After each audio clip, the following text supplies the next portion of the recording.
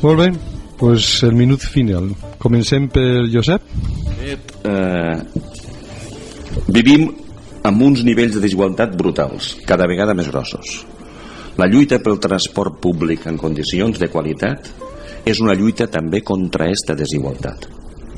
Unifica, iguala a la gent a les seues possibilitats, fica l'accés als diferents llocs, incluït llocs de treball, amb unes condicions més pràctiques i més igualitàries. Per tant, és importantíssim això. Les comunicacions en condicions permeten lluitar contra la desigualtat, permeten a la gent tindre accés d'una forma gran i accessible a qualsevol tipus de comunicació i d'informació.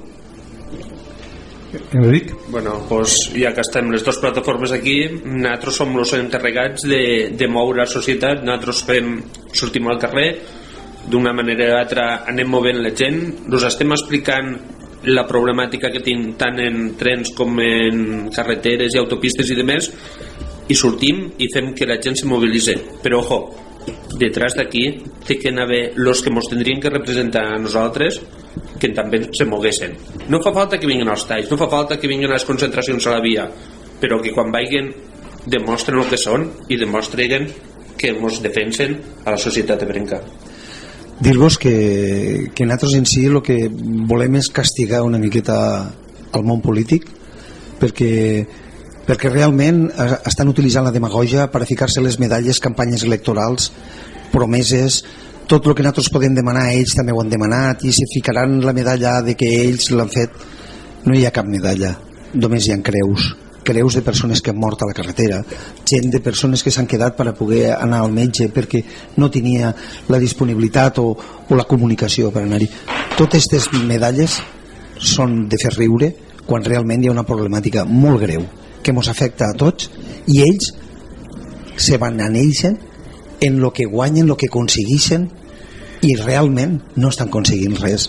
Al contrari, estan utilitzant per a nosaltres la poca vergonya per a ficar-se com en un lema AP7 gratuïta, quan ells saben que el seu partit realment vol imposar una taxa de per vida. La falsetat és el que té que acabar en el món polític, perquè si no, si qui ens representa ens enganya, estem totalment sols. I això és el que ens està passant. Ens està passant que es fiquen les medalles, se'n van al Parlament, voten al Parlament el que volen, se fiquen detrás d'una pancarta nostra, o si no se la fan ells, i van jurant que ells volen la AP7, però la volen com un iogurt que té fetge de caducitat, i aquella fetge saben que quan s'acaba la concessió se la volen quedar i ens volen fer pagar de per vida. I això la gent que no ho perdone, que no es cregue tot el que se'ls ho diu, que miri i que s'informe, perquè la hemeroteca va molt bé. Només dir-vos a la gent que vos activéssiu, i sobretot vosaltres traeu el vostre juís sempre.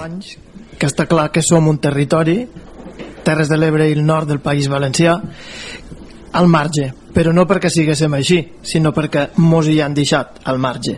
I penso que el repte el tenim en col·lectivament construir este territori. Quan dic territori vull dir comunitat, perquè no només no funciona el transport, és que no funciona res.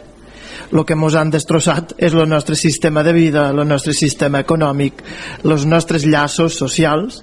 En definitiva, el que tenim és un territori desfet socialment, i per tant el repte està en construir. Em sembla que l'haurem de construir altres, associant-nos. Si això ho passem al transport, està clar que hem de construir un model de transport públic en termes interns, de cohesionar aquest territori, i també en com ens comuniquem externament. Transport dins del territori i transport per lligar el territori en la resta del país. I per acabar me quedo en la idea de que parlava el Pau Avellaneda, de que el que hem de construir és un territori integrat en termes de transports, però que en definitiva és en termes socials. Això que deia el Josep d'oportunitats de vida, bueno, Josep i tots ho hem dit, no? Un territori integrat on la gent no només se vulgui quedar, sinó que hi vulgui vindre a viure, perquè s'hi viu bé, però en definitiva el que defensem és que hi volem viure millor. En aquest programa hem sentit la veu de 7 persones parlant sobre transport.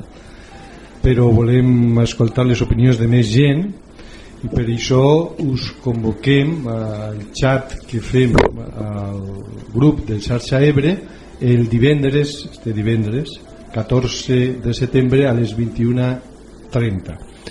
L'únic que heu de fer, si no heu participat abans, és buscar per Facebook Xarxa Ebre Group, i allí cliqueu on posa afegir-me, i a partir d'aquest moment, ja sabeu, divendres 14 a les 21:30 esteu convidades i convidats a participar i continuar aquest debat. Queda només acomiadar-me agraint la valuosa presència aquí a l'estudi tant de Josep Casador de la plataforma Tres Dines de Terres de l'Ebre i el Priorat, aunque m'has dit que el nom oficial és per el transport públic. S'ha aclarit això, de les Terres de l'Ebre i del Priorat. Molt bé. I a Enric Lange i Llorenç Navarro del moviment veïnal Prou, AP7 gratuïta ja, de la part també de Marc Martínez, del nostre equip, del nostre tècnic Juan Carlos Fibla, i de mi mateix. Us agraïm moltíssim la participació de mi, Vicent Prinyosa, no he dit el nom, però bueno, ja, fins la propera. Gràcies. Moltes gràcies. Gràcies a tots i a totes. Gràcies.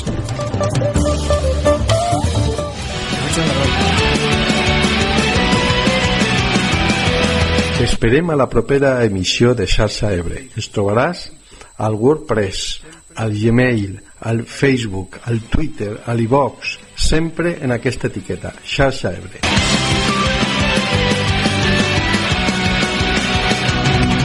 No oblides subscriure't. Sabràs els temes, les dates i les convidades dels propers programes, així com quan es faran els xats de debat on contem amb tu. Fins aviat. Seguim fent xarxa.